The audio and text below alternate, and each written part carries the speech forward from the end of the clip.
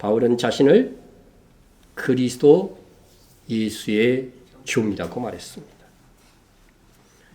고대 사회에서 종이 되는 것은 그 원인이 세 가지가 있습니다. 세 가지가 있습니다. 첫째는 전쟁이 났을 때 전쟁에서 패하는 백성은 전쟁에 승리한 백성들의 종이 되어야 되었습니다. 즉 정복당함으로써 종이 되는 것입니다. 마찬가지로 우리 인간은 죄에 정복당하면, 죄에 패하면 죄의 종이 되는 것입니다. 죄의 종이라고 하는 것은 곧 사탄의 종이 된다는 것이나 마찬가지입니다. 죄짓도록 만든 사탄에게 졌으니 사탄의 종이 되는 것입니다. 여러분은 지금 누구의 종입니까? 여러분을 지배하고 있는 것이 지금 무엇입니까? 인간은 죄의 종이 아니면 그리스도 예수의 종입니다. 저는 적어도 오늘 이 예배를 드리는 여러분들은 그리스도 예수의 종이라는 확신을 가지고 있습니다. 그럼에도 불구하고 우리는 여전히 죄의 종으로 있었던 시절의 흔적과 습관을 가지고 있습니다. 마치 이런 거죠. 우리나라 사람이 미국으로 이민을 갔는데 우리나라에 살던 습관 버립니까? 잘 안 버리는 것과 마찬가지야. 하나님의 나라의 시민이 되었는데 세상 사람으로 살던 그거, 죄의 그 흔적들, 우리 몸의 죄성 때문에 잘 버리기가 힘든 것입니다. 그래서 그리스도의 종이면서도 여전히 죄를 지으면서 살아갑니다. 여러분은 가만히 혼자 있을 때, 여유 있을 때 무슨 생각이 떠오릅니까? 여러분은 시간이 가장 많이 남아돌 때 무엇을 하고 있습니까? 나는 시간만 나면 성경 보고 기도하고 싶어. 손 들어보세요. 나는 돈만 생기면 선교와 구제하고 싶어. 나는 내가 솔직하게 나를 바라볼 때 나는 사랑이 넘치는 사람이야. 나는 불의를 보면 분노가 일어나고 의로운 일들에 대한 열심으로 가득해. 여러분 중에 이런 분 계십니까? 그래도 여기에 가까운 분들은 내가 보니 그래도 좀 있는 것 같기는 해. 그러나 완벽하게 대답할 수 있는 분은 거의 없을 것입니다. 우린 그리스도 예수의 종입니다. 그러므로 더욱 죄가 우리를 지배하지 못하도록 해야 합니다. 우리는 이 싸움을 해야 됩니다. 하나님께서 가인에게 죄가 너의 문에 도사리고 앉아서 너를 지배하려고 한다. 세번역 성경으로 본 겁니다. 너는 그 죄를 잘 다스려야 한다. 여러분, 우리 인간에게는 죄의 욕구가 누구에게나 있어요. 그거 다스려야 한다. 하나님께서 말씀하셨습니다. 누가 나를 지배하도록 만들 것인가? 죄는 나의 문 앞에 서서 도사리고 있습니다. 날마다 죄의 욕구가 있다는 것입니다. 그러나 우리는 날마다 죄의 소원과 유혹을 다스려 이겨내야 합니다.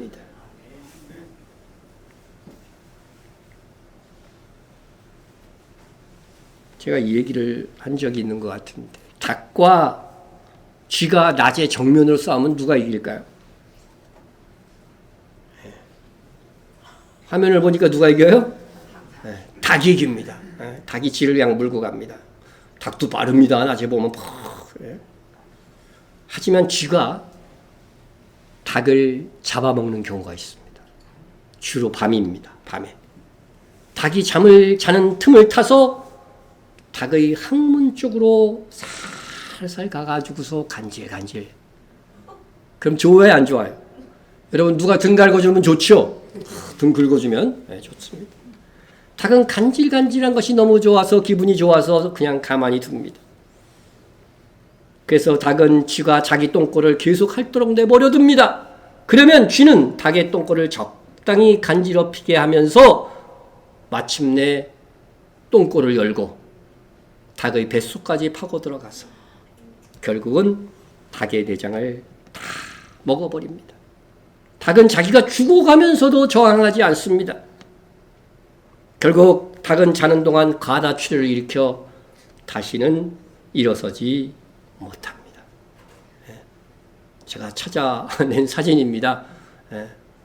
쥐가 닭 내장까지 다 파먹은 그런 쓰러진 닭. 간질간질한 그 기분에 취해서 서서히 죽어가는 자신을 모르고 마침내 죽는 것입니다. 여러분, 한 영혼이 어떻게 죽어가는지 아십니까? 신앙으로 무장된 한 젊은 청년이 믿음과 패기를 가지고 대학과 혹은 사이에 첫 발을 내딛습니다. 어떤 유혹에도 안 쓰러질 것이라고 생각을 합니다. 예수의 이름으로 나는 일어서리. 원수가 날 향해 달려와도 쓰러지지 않으리. 그런 패기로 나아갑니다. 그러나 시간이 지남에 따라 술 한 잔 정도에 어떻겠어. 친교를 위한 건데. 저도 요 사건만 보면 그렇게 별 문제가 없다고 생각합니다. 하나면. 그러나 그리스도인은 자기 기준이 있어야 돼요. 어디까지 허용할 것인가. 저는 평생에 직장생활 하면서 하기 전부터 결심을 했어. 술은 안 마신다. 그 기준이 있어야 된다. 나는 딱 2잔만 마시겠다. 근데 마셔갖고 그렇게 절제가 될지 모르겠어요. 성경에 담배 피지 말라는 곳 있으면 나와보라 그래. 그 당시엔 담배가 없는데 담배 피지 말라는 말씀이 있겠어요? 그러면서 합리화시키는 거죠. 브루스 건전한 브루스가 뭔지 아세요? 여기 모르는 분도 있을 거예요. 너무 순진해갖고. 남녀가 둘이 탁 껴안고 막 이렇게 도는 게 있어, 그런 거. 회사 나가는데 회식하면서 이렇게 추는 거죠. 그러다가 신앙에 이제 문제가 옵니다. 아니, 마음으로만 믿고 있으면 되지, 주일 한 번쯤 빠진다고 내 신앙이 어디 가나, 그렇게 생각합니다. 한 번 빠지기가 쉽지. 그러다가 몇 번 주일에 빠졌는데도 별일이 없네.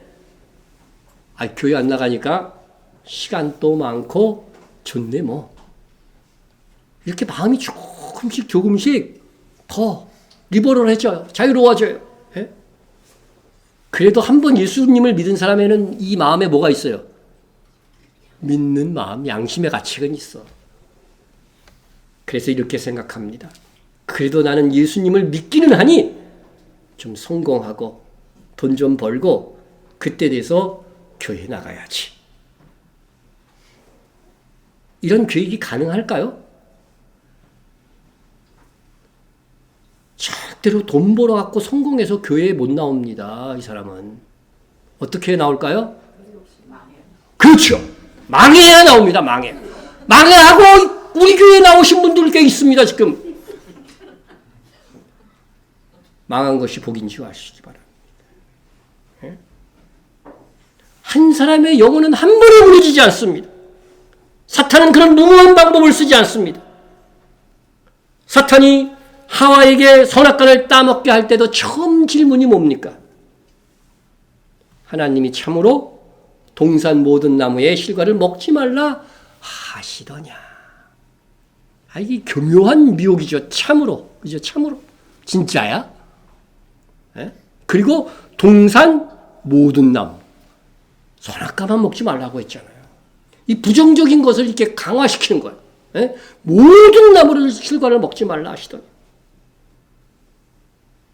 이렇게 하와의 마음에 조금의 의구심을 집어넣었을 뿐입니다. 우리는 서서히 드러나지 않을 정도로 엄습해오는 죄의 요구에 민감할 줄 알아야 됩니다. 정말 그럴까? 말씀을 무조건 믿던 사람이 정말 그럴까? 이 정도는 괜찮아. 말씀에 대해서 점점 합리화가 들어가나. 자기 생각이 지가복음이 되는 거지.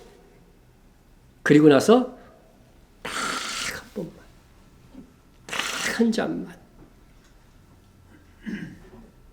다이어트 하는 여자들처럼 오늘까지만.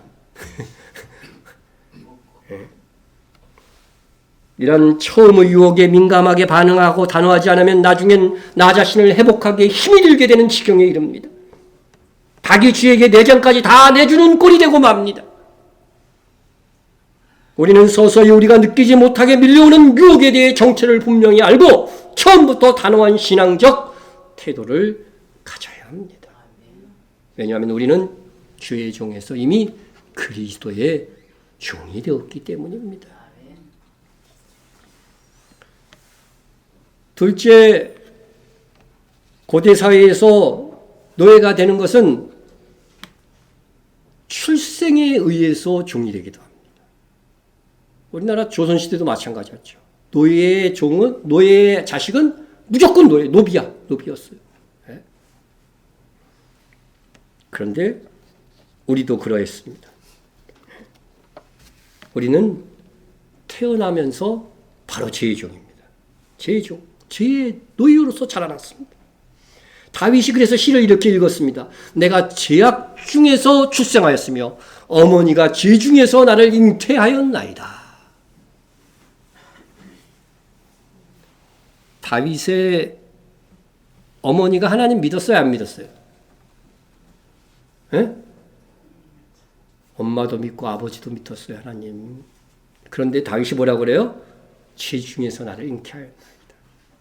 우리 인간은요, 아담과 하와의 죄로 인하여 죄가 계속해서 유전되고 전가되고 있다고 하는 것입니다.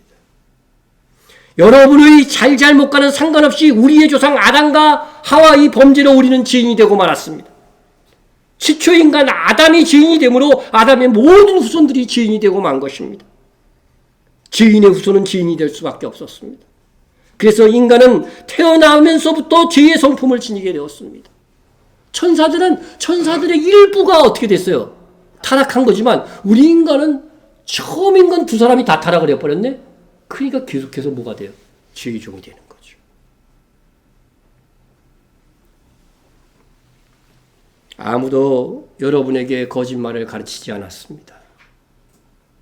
그렇지만 여러분은 수시로 거짓말합니다.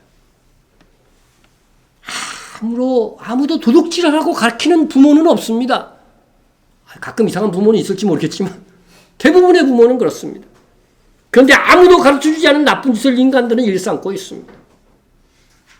여러분, 어린아이는 착하다, 천사와 같은 아이들이라고 생각을 가지고 있습니까?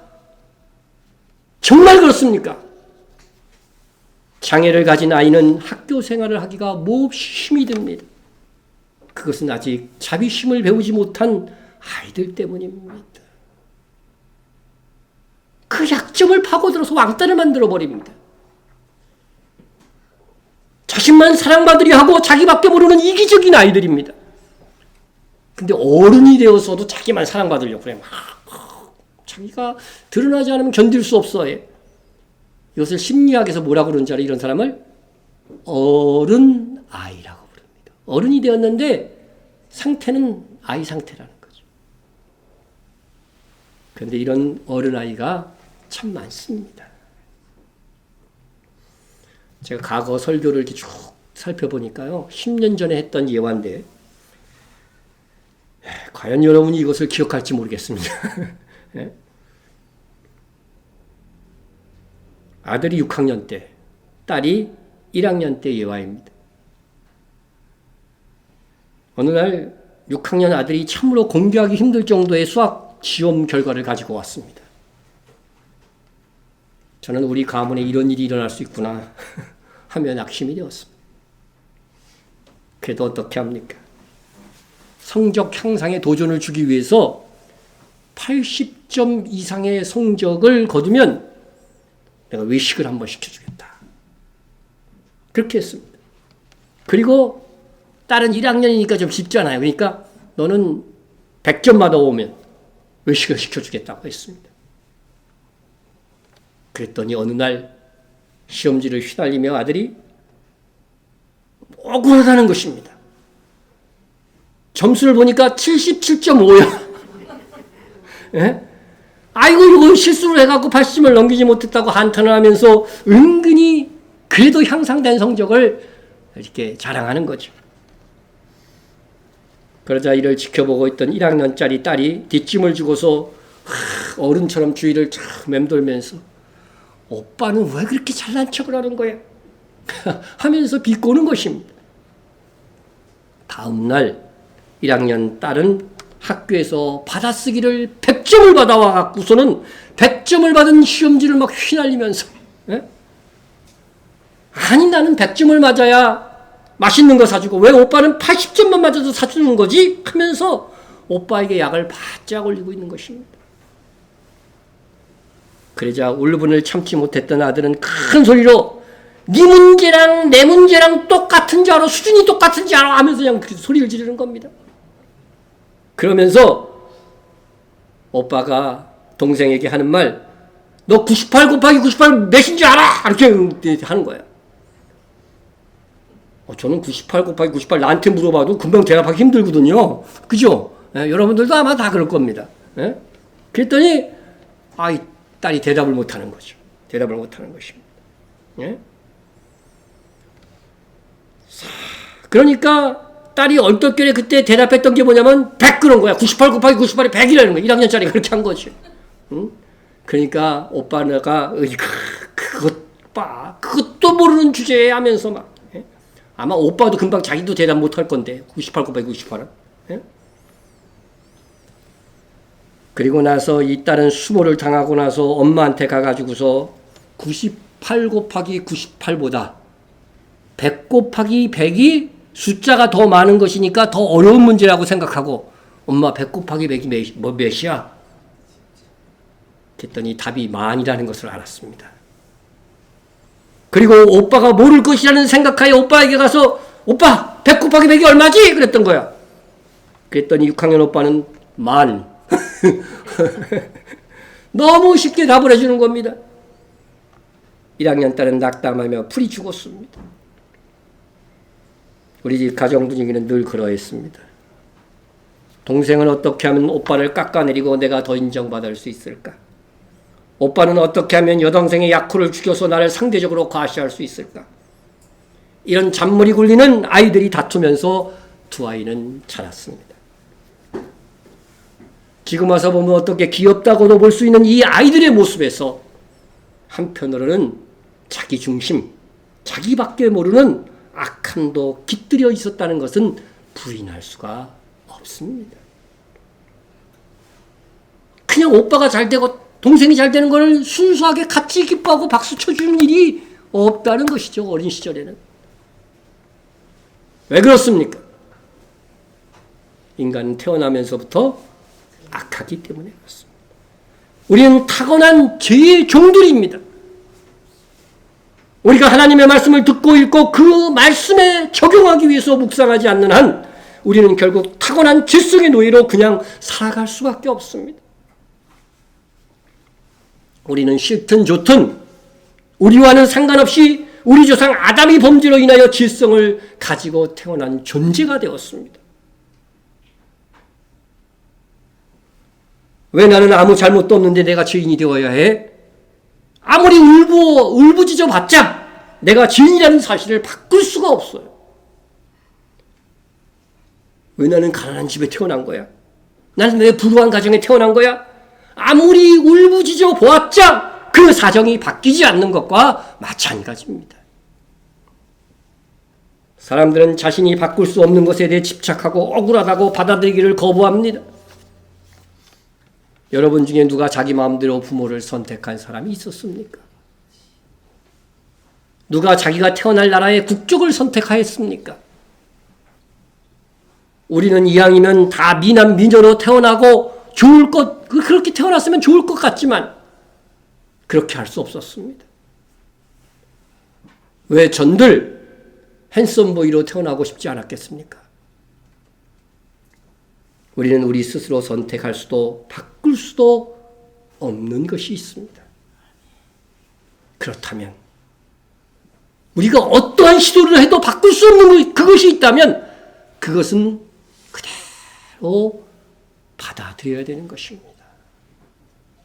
그리고 나서 내가 선택할 수 있고 내가 개선할 수 있고 내가 성장시킬 수 있는 것에 대해서는 도전적인 삶을 살아야 됩니다. 우리는 의인으로 태어났으면 참 좋았습니다. 그러나 안타깝게도 우리는 죄중으로 태어나고 말았습니다. 아담과 하와를 탓해봤자, 조상 탓해봤자 현실을 바꿀 수가 없습니다.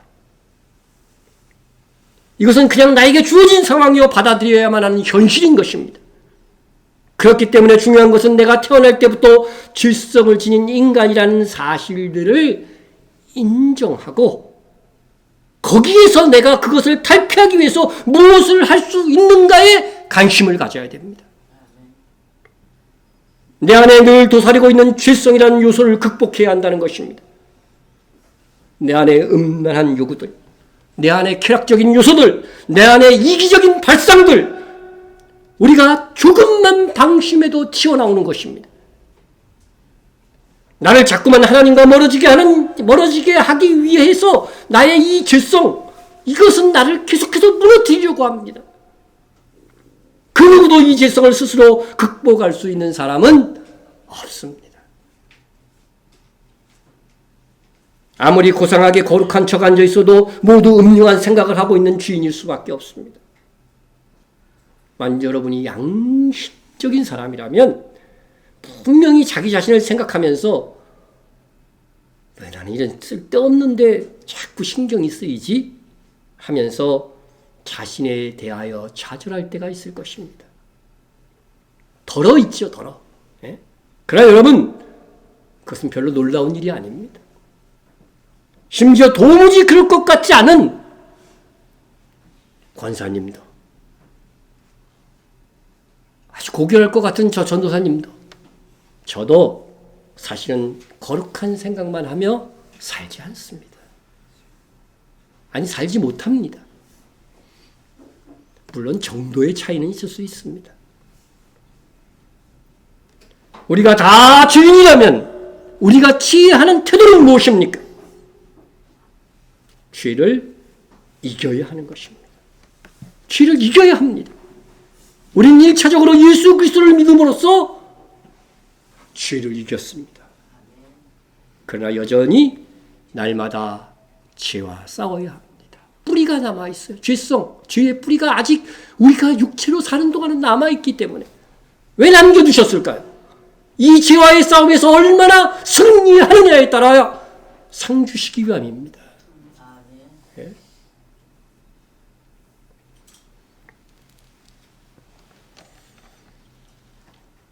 우리는 누구에게나 죄질 가능성이 있습니다. 그러나 하나님의 말씀을 가까이 하고 경건과 기도의 생활을 도모하는 사람은 죄를 지을 가능성에서 끝이 나는 것입니다. 말씀과 기도의 노끈으로 죄를 꽁꽁 묶어 놓았기 때문입니다. 때로 죄에 넘어지기도 하지만 죄를 이기고 다스리는 경우가 점점 많아지는 것이 성화된 그리스도인의 삶입니다. 여러분 명심하십시오. 여러분이 그리스도인이 되었어도 여러분 마음속에 죄성이 사라진 것이 아닙니다. 날마다 그래서 죄와 더불어 싸워야 됩니다. 그래서 바울은 나는 날마다 죽노라. 형제들아, 내가 그리스도 예수 우리 주 안에서 가진 바 너희에 대한 나의 자랑을 두고 단언하노니 나는 날마다 죽노라. 바울은 그리스도를 따르기 위해서 날마다 죽은 것을 자랑하였습니다. 자신의 욕구, 자신의 유익까지도 때로는 죽여야 했습니다. 그는 부활을 믿었기 때문에 복음을 위해서 죽으면 죽으리라 하고 위험을 무릅쓰고 일했습니다. 그런데 지나고 보니까 그것이 자기의 자랑이 된 거예요. 자랑, 나의 자랑. 주님 오실 때에 내가 날마다 죽은 것을 자랑할 수 있는 여러분이 되세요. 우리 역시도 죄에 대하여 날마다 죽어야 합니다.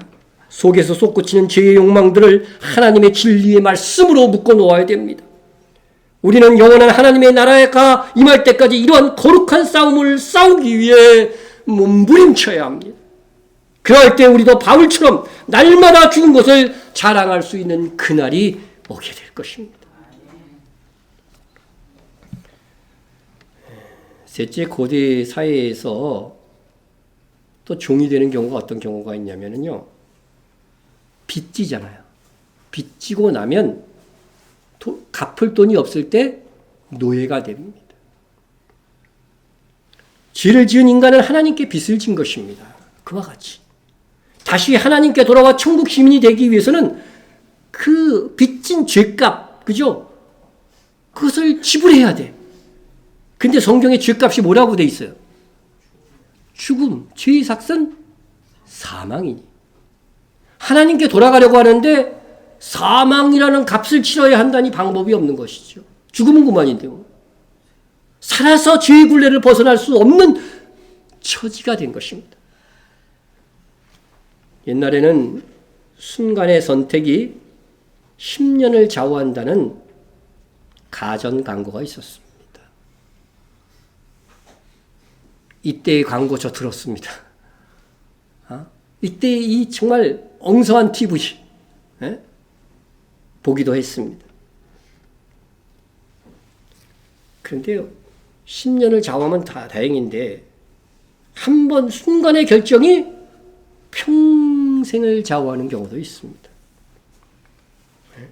직업이나 결혼 한 번 잘못하면은요, 평생 고생합니다.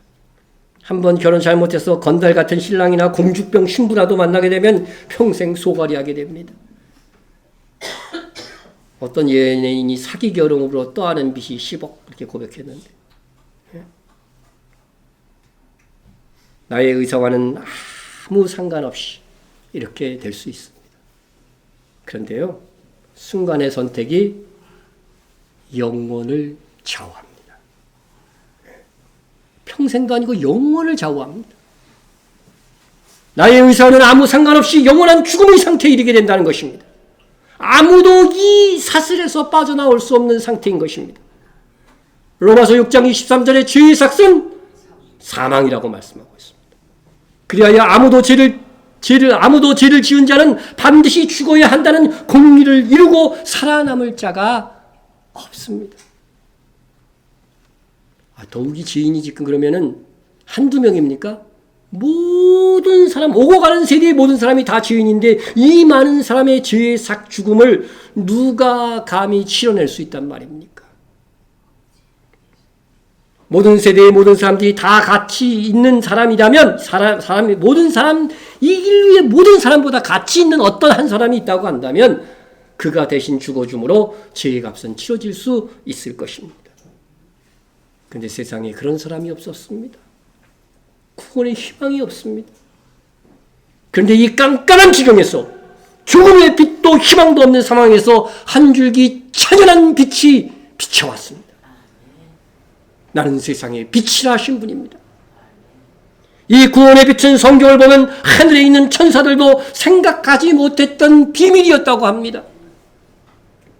하나님의 주인은 하나님의 아들을 보내서 그로 하여금 모든 사람의 죄의 사망을 십자가에서 대신 감당하게 하시는 것이었습니다. 하나님께서 인간이 되고 죄의 값을 지불해 버리신 것입니다. 아무도 생각할 수 없었던 초유의 방법이었던 것입니다. 이로써 영적 세계의 모든 질서, 죄인은 반드시 죽음의 값을 치러야 한다는 공의가 충족된 것입니다. 온 인류보다도 가치 있는 창조주의 죽음이었기 때문에 그분의 죽으심은 온 인류의 죄악을 담당하고도 남음이 있는 희생이었습니다. 그러나 주님의 죽으심이 있다 하여 저절로 모든 사람이 죄의 종에서 해방되는 것이 아니라는 사실입니다. 엄청난 축복이 내게 쏟아져 와도 그것을 나의 것으로 삼지 못한다면 내게 아무 의미 없습니다. 어떤 사람이 가출해갖고 허랑방탕 쓰다가 빚이 1억이 됐어요. 청년입니다. 그는 빚독촉 때문에 하루하루가 지옥과 같았습니다. 그는 하루가 지나면 그 하루만큼 죽어가고 있었습니다. 그런데 어느 날 한 변호사가 와서 알려주었습니다. 당신 아버지가 돌아가셨다고. 근데 당신 아버지가 당신에게 100억의 재산을 물려주고 돌아가셨습니다. 당신의 통장을 확인해 보십시오. 그러면 당신은 그 돈으로 빚을 갚을 수 있고 넉넉한 생활을 평생 동안 할 수 있습니다. 그러나 청년은 변호사를 무시했습니다. 말도 안 된다고 생각했습니다. 그럴 리가 없어. 어떻게 그런 일이 벌어질 수 있단 말이냐? 우리 아버지가 나에게 그런 엄청난 재산을 물려주었다니 내가 아버지를 알고 있는데. 통장 확인하는 것이 그렇게 어렵습니까? 믿는 것이 그렇게 어렵습니까? 확인해 보지 않았습니다. 결국 청년은 통장 100억을 돈에 두고 그날 밤 빚에 대한 고민을 하다가 그만 죽고 말았습니다. 100억이 통장에 있으면 뭐합니까? 믿지 않으면 100억을 두고도 비참한 인생의 최후를 맞이할 수밖에 없습니다. 여러분, 이게 재미없는 예화 같고 말도 안 된다는 예화와 같지만 이 말도 안 되는 일이 영적 세계에서 지금 일어나고 있는 것입니다. 하나님인 예수께서 이 세상 역사의 한 시점에 오셔서 우리를 위하여 죽으셨습니다. 주님의 오신 날이 얼마나 인류 역사의 획을 긋는 사건이 되었으면 BC와 AD를 가르는 분기점으로 모든 사람들이 배우게 만들어놨습니다. 이것보다도 정확하게 이 말씀해 주는 것이 어디 있겠습니까? 그런데 인류 역사상 가장 크고 놀라운 사건이 나와 아무 상관이 없이 사는 사람들이 있습니다. 예수께서 나를 위해서 죽으시고 나를 위해 부활하셨어도 내가 그것을 믿지 않는다고 한다면 그것이 나에게 아무 유익이 없습니다. 예수 그리스도께서 우리를 위하여 하신 일을 믿어야 우리에게 구원이 임하는 것입니다. 우리 주님이 나의 죄를 대신하여 죽으시고 또 사망 권세를 이기시고 부활하여 다시는 썩지 아니할 영원한 육체를 지녔듯이 믿어 우리도 죽어도 다시 사는 그 영광의 일원이 될 것입니다. 여러분 그거 믿죠? 믿죠. 그렇다면 여러분은 이제 죄의 종이 아닙니다. 내가 죄의 종으로 죄로 인하여 진 빚, 그 사망의 값이 예수님의 대속과 나의 믿음으로 갚아졌기 때문입니다. 믿는 자는 누구든지 그리스도의 종의 권세를 가지게 됩니다. 이제 여러분은 바울과 디모데처럼 그리스도 예수의 종이 된 것입니다. 혹자는 이렇게 말할 수 있습니다. 그리스도의 종이 되었어요. 죄의 종에서 그리스도의 종이 되었지만 여전히 종은 종이네. 너희에게 무슨 자유가 있겠어? 그렇습니다. 여러분은 여전히 종입니다. 맞습니다. 여러분은 여전히 여러분 마음대로 살 수 없는 종의 신분을 벗어난 것이 아닙니다. 그러나 중요한 것은 여러분이 누구의 종이냐 하는 것입니다. 나를 파멸과 영원한 지옥으로 이끌고 가는 사탄의 종이냐 아니면 진리와 천국의 길로 인도하는 그리스도 예수의 종이냐 하는 것입니다. 그리스도 예수의 종은 주인이신 예수님의 통치, 말씀의 통제를 받습니다. 우리가 잘못을 하면 우리는 그분에게 벌을 받습니다. 그러나 그것은 형벌이라기보다는 징계입니다. 영원한 생명을 상실하지 않게 하기 위한 사랑의 매일 뿐입니다. 우리는 우리를 바른 길로 인도하여 영원한 생명을 얻게 하시는 주인을 두었습니다. 그렇기 때문에 우리는 가장 행복한 종입니다. 부자로 막 불행한 것보다 종인데 마음이 평화가 있고 너무 기뻐.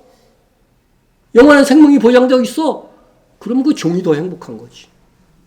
우리는 가장 행복한 종입니다. 더욱이 그리스도께 순종할수록 비교할 수 없는 상을 주시는 행복한 그리스도의 종입니다. 그렇기 때문에 우리에게 그리스도의 종이 되었다고 하는 기쁨이 있어야 됩니다. 그래서 여러분이 정말 주님 앞에 충성하고 헌신하면은요, 틀림없이 성령께서 주시는 기쁨이 내 마음속에 있어요. 믿는데 그럼에도 예수 그리스도의 종으로 살아야 한다는 의지가 없다면 이는 비극입니다. 상당히 영적 침체 상태에 있는 겁니다. 여러분, 왕자와 공주처럼 벌써부터 그렇게 살려고 하지 마세요. 예수님은 만왕의 왕이심에도 초림하셨을 때는 그렇게 살지 않았어요. 섬기는 종으로 내가 왔다고 했어요. 우리도 마찬가지입니다. 이 세상 살 때 섬기는 종으로, 헌신자로, 충성하는 자로 살면 주와 함께 열 골 다스리는 분봉왕이 될 것입니다. 예? 여러분, 잊지 맙시다. 여러분이 예수 그리스도를 믿는다면 여러분은 그리스도 예수의 종이 된 것입니다. 더욱이 종인 우리에게 주인이 신부가 되는 영광이 있습니다. 주인의 신부가 되는. 예? 우리는 내 마음대로 살 수 없는 종이 되었습니다. 우리 그리스도 예수의 종이 된 이 노예의 기쁨으로 살아갑시다. 그리스도의 종이면 주인 그리스도께서 맡기신 사명을 분명히 내 인생의 목표로 삼아야 됩니다. 주님께서 우리에게 이 사명을 맡기신 이유가 무엇입니까? 왜 종이라는 사명을 주셨을까? 신부인 우리라고 하면서 왜 종의 사명도 맡기셨을까? 우리의 수고를 따라 비교할 수 없는 영광을 주시기 위함입니다. 우리의 주인 그리스도는 그렇게 좋으신 분입니다. 우리 다 같이 기도하겠습니다.